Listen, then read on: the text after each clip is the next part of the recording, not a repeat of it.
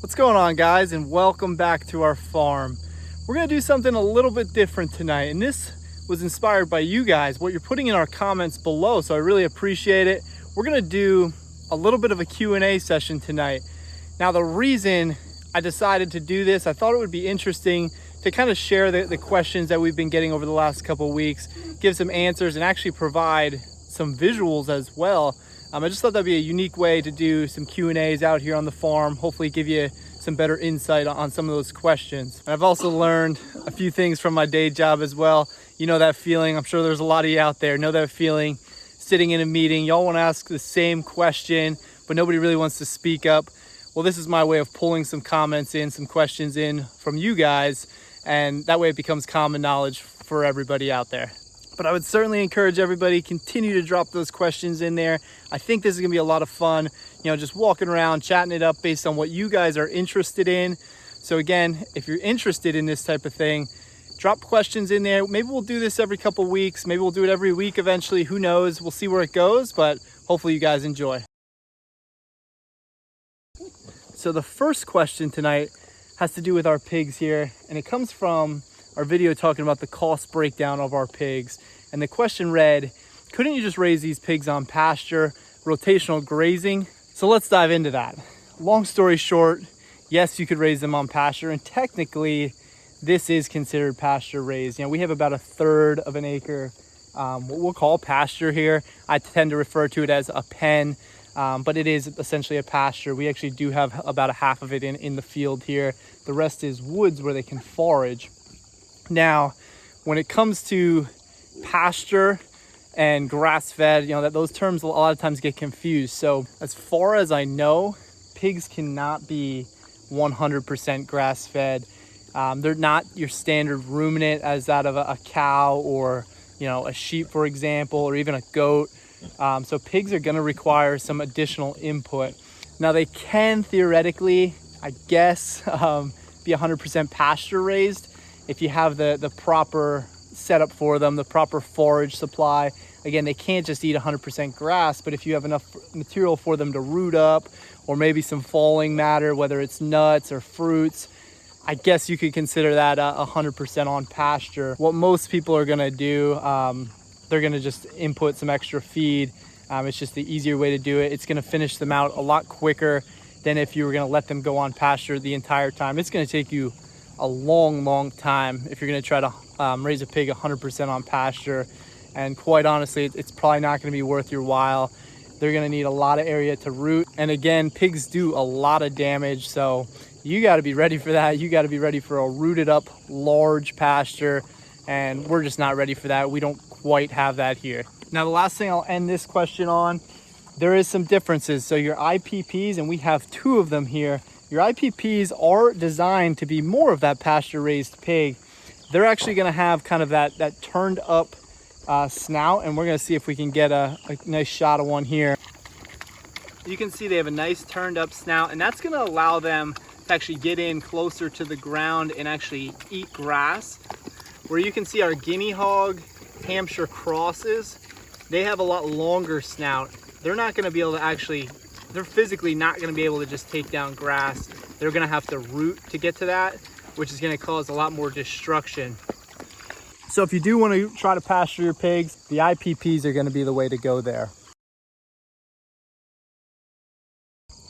So question number 2 tonight refers to our video when we talk about limited feeding and free choice feeding of our pigs.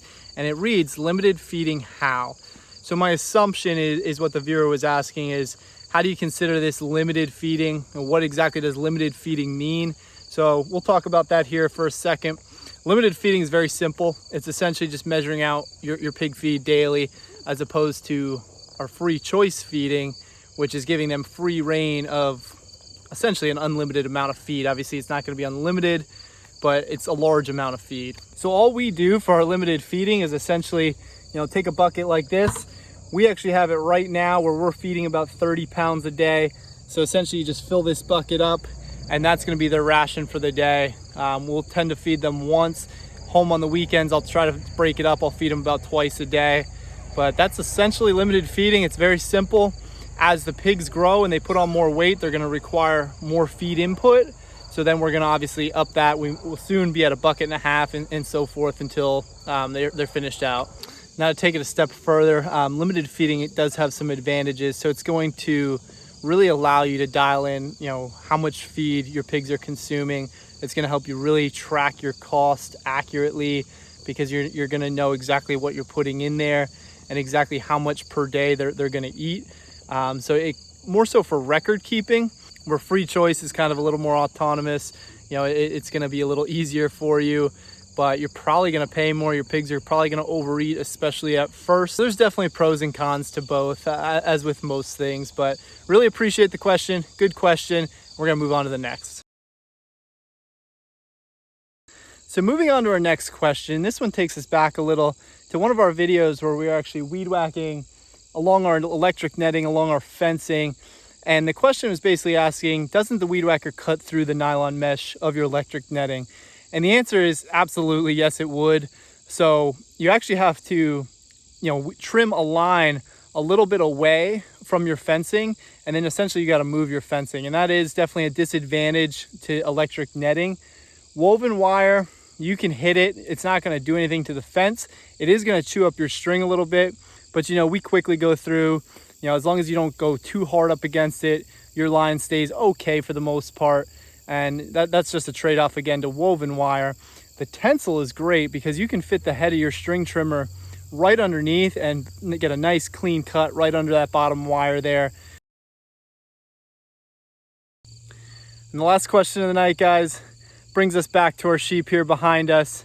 And the question reads, do you have some sort of three-sided structure for sleeping / weather protection? So we do in fact have two three-sided structures down. They're actually in our pig pen now. So what that's telling you, or what that should tell you, is that we don't actually think they're really necessary for our sheep. Now, when we built them, we actually put them together, and I'll put a picture up here being that I'm not down there right now. We actually built them with weather in mind, thinking we're not sure how these sheep are going to fare over a Pennsylvania winter. Obviously, yes, there's a lot harsher climates, and we know the hardiness of the Katahdin sheep, but we just weren't sure. Being our first year, we thought it was the right thing to do, more or less, provide some sort of shelter for them. They went in it, they would go in it to avoid the rain, some snow, but more times than not, you would actually see them kind of laying on the outside of that shelter. They almost used it as more of a wind barrier.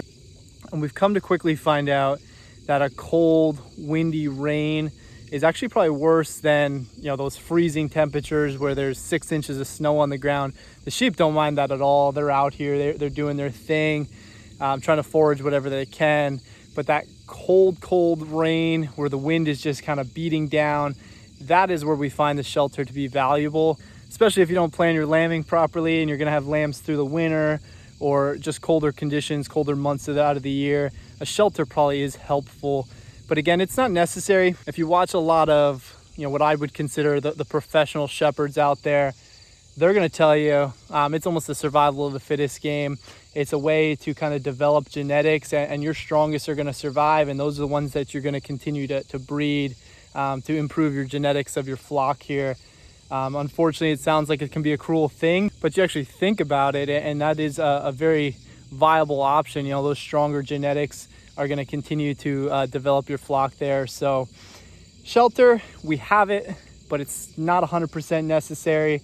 Again, it's more of a kind of feels like it's the right thing to do for us. Just in case something does happen, we have it there. When we did have our first lamb, we knew she was coming, so we actually put some straw bedding down in that shelter. And Molly, or you at the time, ended up lambing in the middle of the woods. So shows how much the shelter is needed. These sheep, again, extremely hardy. If you haven't seen our videos on our sheep, definitely refer back, because they're pretty incredible animals for us. So that's it for tonight, guys. I really enjoyed this one. Thought it was a lot of fun providing value to you guys, and it was inspired by you guys for dropping those questions in there, the comments below. If you like doing this, feel free, comment on any of our videos. We'll go back and find them, we'll dig them out, and I'm looking forward to doing this again sometime soon. Again, ideally, every couple weeks, every week, whatever the audience says out there, we'll be sure to get back to you on some of these questions. And providing a visual is always going to be better than, just typing away. I can only type so much back to you. So hopefully when I do get back to you, it is value adding for you there. But again, providing a video and actually showing you kind of what's going on out here, I think it's just going to be a lot more beneficial for you guys. And hopefully, you're learning something from us. Hopefully you can take something back to your own farm, or if you haven't started, hopefully it's kind of your kick to get going. That's our ultimate goal here. And I'd be lying if I said I wasn't learning something as well. So it definitely provides value to us as well. It gives us a different perspective on things, a different way to think some of these questions through, and maybe reconsider some things that we were quick to write off in the past. So really appreciate it tonight. If you guys like what we're doing, give us a thumbs up here tonight. Please subscribe to our page to show us the support. And guys, we look forward to doing it again sometime. Have a great night.